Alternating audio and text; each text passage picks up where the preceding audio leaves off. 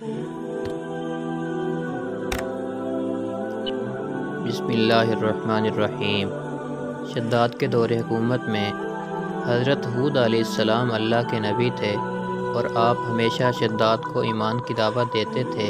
ایک دن شداد نے پوچھا، اگر میں آپ کی باتوں پر ایمان لے آؤں تو اللہ تعالیٰ مجھے کیا انعام دے گا؟ حضرت ہود علیہ السلام نے فرمایا، اللہ تعالیٰ تجھے جنت دے گا جس میں تو ہمیشہ چین سے سکون سے رہے گا۔ شداد نے حضرت ہود علیہ السلام سے جنت کے اوصاف پوچھے تو انہوں نے مکمل خصوصیات تفصیل سے بیان فرمائی۔ یہ سن کر شداد بولا، مجھے اللہ کی جنت کی کوئی ضرورت نہیں، ایسی جنت میں خود ہی بنواؤں گا۔ اس دن سے شداد کی مسلسل کوشش رہی کہ وہ ایک ایسا شہر تعمیر کرائے جو ہر لحاظ سے جنت جیسا ہو۔ اس نے اپنے بھانجے ضحاک کو، جو ایران کا حاکم تھا، کہلا بھیجا کہ جتنا سونا چاندی تمہارے پاس جمع ہے وہ فوراً میرے پاس بھیج دو۔ ضحاک نے ایسا ہی کیا۔ شداد نے پورے ملک میں اپنے کارندے روانہ کیے جو بہت بڑی مقدار میں سونا چاندی جمع کر کے لائے۔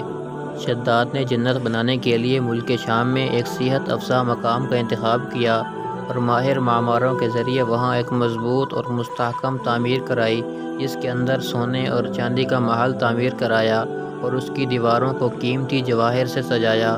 اس نے شہر کے وسط میں ایک ایسی نہر بنوائی جس کے پانی میں سنگریزوں کی بجائے ہیرے اور جواہرات بہتے تھے۔ سونے کے ایسے درخت لگوائے جن کے خوشوں میں مشک و عنبر بھرا گیا تھا۔ جب ہوا چلتی تو مشک و عنبر کی خوشبو پورے شہر میں پھیل جاتی۔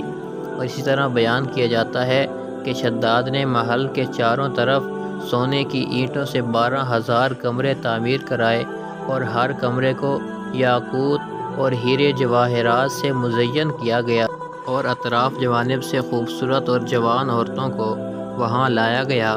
یہ عظیم الشان جنت نما شہر 500 سال میں مکمل ہوا اور شداد کو جب اس کی اطلاع دی گئی تو شداد نے اطلاع ملتے ہی شداد بہت بڑا لشکر لے کر اپنی جنت کی طرف روانہ ہو گیا۔ ابھی شہر سے ایک منزل کے فاصلے پر تھا کہ اس نے ایک ہرن کو دیکھا جس کے پاؤں چاندی اور سینگ سونے کے تھے۔ ہرن کو دیکھ کر وہ لالچ میں آ گیا اور اسے پکڑنے کے لیے اس کے پیچھے اپنا گھوڑا لگا دیا۔ بھاگتے بھاگتے وہ اپنے لشکر سے جدا ہو گیا۔ اس نے شداد کو پکار کر کہا کہ اے شداد، تو نے عالی شان محل تعمیر کر کے یہ سمجھ لیا ہے کہ اب تو موت کے پنجے سے بھی آزاد ہو چکا ہے۔ یہ سن کر شداد کا رواں رواں کانپنے لگا اور اس نے پوچھا، تو کون ہے؟ اس نے جواب دیا کہ میں ملک الموت ہوں۔ شداد نے کہا، اس وقت تمہیں مجھ سے کام کیا تھا اور کیا کام ہے اور میری راہ میں کیوں روڑے اٹکا رہے ہو؟ ملک الموت نے کہا، میں صحرا میں تیری روح قبض کرنے آیا ہوں۔ شداد نے کہا، مجھے کم از کم اتنی مہلت دے دو کہ میں اپنی بنائی ہوئی جنت کو اپنی آنکھوں سے تو دیکھ لوں۔ ملک الموت نے اجازت نہ دی، چنانچہ شداد گھوڑے سے گرا اور مر گیا اور اس کے لشکر نے ایک آسمانی چنگھاڑ سنی تو پورے کا پورا لشکر آن واحد میں ختم ہو گیا اور جنت جانے کے بجائے ملک عدم پہنچ گیا۔ ایک دفعہ اللہ تعالیٰ نے ملک الموت سے پوچھا، روح قبض کرتے ہوئے تمہیں کبھی کسی پر ترس بھی آیا ہے؟ ملک الموت نے عرض کیا، جی ہاں، 2 دفعہ مجھے بڑا ترس آیا۔ پہلی دفعہ اس وقت جب سمندر میں ایک ماں اپنے شیرخوار بچے کے ہمراہ سفر کر رہی تھی۔ سمندر میں طوفان آیا، کشتی ٹکڑے ٹکڑے ہو گئی۔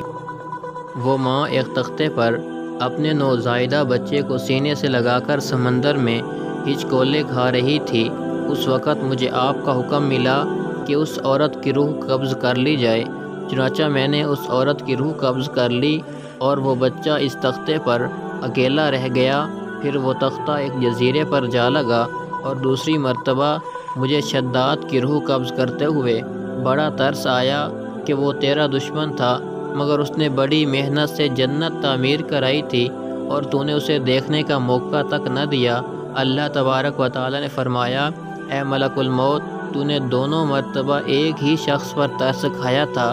تختے پر جس بچے کو تو نے دیکھا تھا، ہم نے اس کی پرورش کی، اسے عزت دی، اسے اقتدار دیا، اور وہ بدبخت ہمارا منکر بن بیٹھا اور ہماری جنت کے مقابلے میں اپنی جنت تیار کرنے لگا۔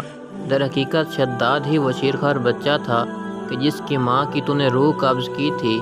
خدا کے انکار کا یہ نتیجہ تو دنیا میں ہے، آخرت کا عذاب اس سے بھی کہیں زیادہ ہے۔ اللہ پاک ہمیں اس سے کچھ عبرت پکڑنے کی توفیق عطا فرمائے۔